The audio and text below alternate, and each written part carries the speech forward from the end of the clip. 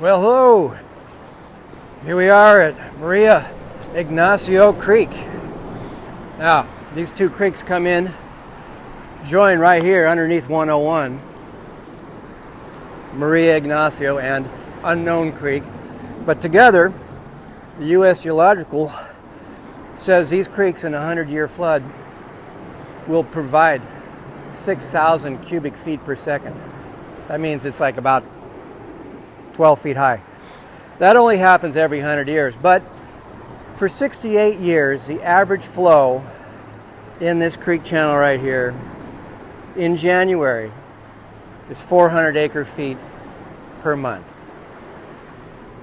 The next month, 300 acre feet in December, January, February, March. Those 5 months from January, February, March, and April combined, creek flow right here as an average for the last 68 years has been 2,000 acre feet. It comes right out of here. So let me turn this around and take a look at this.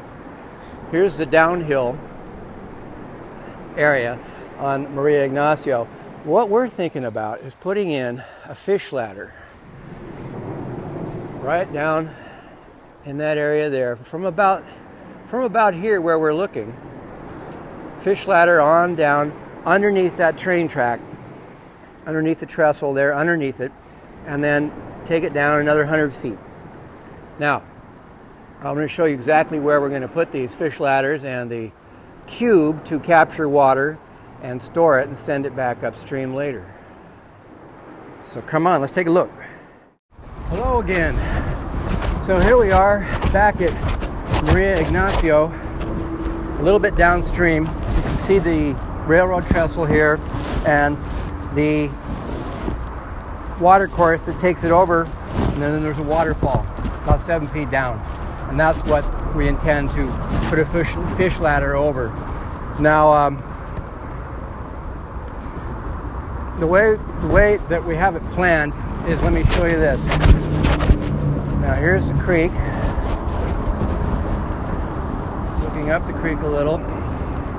You can see it comes around this bend, and from about right here, what we tend to do is put a cube right down there in the water, bolt it down to the creek. Now, from here to here, what we do is put in a new concrete slab. There's a somewhat of a rock surface underneath the trestle area, and it ends right about here. So what we do is put in a new slab from here up to around right about there. That new slab contains within it a new channel for a fish ladder. So the water that comes down here is focused into the fish ladder channel. We bring it around and then bring it up to the side of the channel there and carry it over this railroad trestle area here. So it doesn't even cut or touch into it. It simply is on the edge of the channel here, carrying the fish ladder over the waterfall and continuing on down to the far end of the channel there, where you can see there's some brush down there at the end. We'll get down there later. So that takes care of the fish ladder. Now, as far as the cube and collection of water, we put that cube, as I say, right about down here and anchor it into that new slab, pretty close to the shore, right next to the shore. Fish ladder's out there in the middle, and then it comes in closer. The cube is right here, right down in the creek bed on a slab. So the water comes in, rushes in, we turn the crank, close up that cube.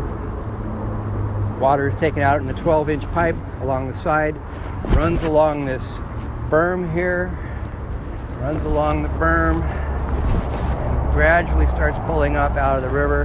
And by the time we get down there 100 feet past that falls, it's about 8 feet out of the river.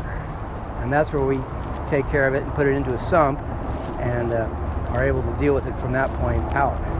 Now that covers this end of the project. This is basically the middle section. So we can see fish ladder begins around here, ends way down there, about 220 feet total length on that. And notice that we're not using or cutting or changing or altering anything on these railroad tracks, the abutments or the groundworks that they have laid in there, which are about 7 feet deep. The fish ladder simply straddles on top and hugs the edge of this berm. Okay, so I'm going to take us down to the end down there and we'll look at the sump area. Alright, hello, and we're back at the waterfalls at Maria Ignacio Creek. And this is right under the railroad trestle. And we had like 1.5 inches of rain last night, so some 15 hours ago, and this is what we've got left. Now the 12-inch pipe that we're talking about that comes out of the cube up there, that pipe comes right down along this berm here. When it gets to this waterfall, we're right against the edge and we're probably about 2 feet up because we're going to run that pipe level. So we're attached to the berm 2 feet above this present course, and it continues on down this berm, and that pipe continues on down the berm, down about to where you see that little fence right there. That fence area at the end there, about 100 feet down. And I'm going to show you what happens down there. That's where we're going to put the actual sump that catches all this gravity-fed water from the cube. That water goes down that pipe and goes into a sump over there. And I'll be right over there in a second. Come on. Okay, all right, so here we are at the south end of this Maria Ignacio project.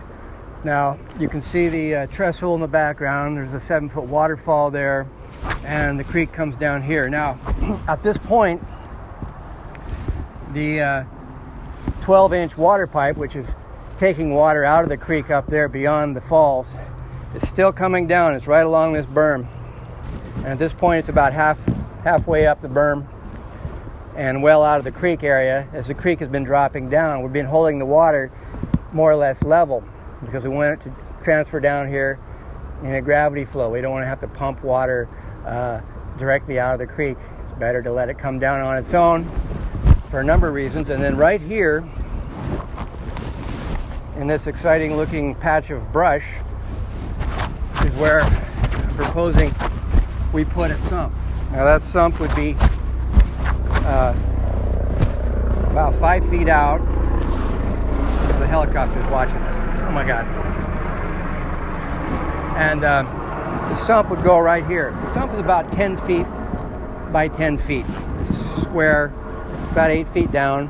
Put it in here where this brush is. Put a new berm in where that steel fence is. New 8-foot high berm just to protect the whole thing. The sump sits in here. The water comes down from the cube in the 12-inch pipe, comes down that 12-inch pipe, goes into the sump, and right there's electrical right here from the park and from the, you can see there's houses and everything right over there. And then from there, the water sits, about 600 gallons for instance. Does some filtration. We pull out sticks and leaves perhaps, throw them back into the creek, and that water is pumped back out into an 8-inch pipe, which goes right along here, heading back upstream. 8-inch pipe right down along this bike path, but not in the bike path, just along it. That is right outside this fence, right down attached to the concrete right there. So that 8-inch pipe runs clear back 400 feet. Goes back under the trestle, goes under the freeway, and it heads around to the right. And there's a large undeveloped area there.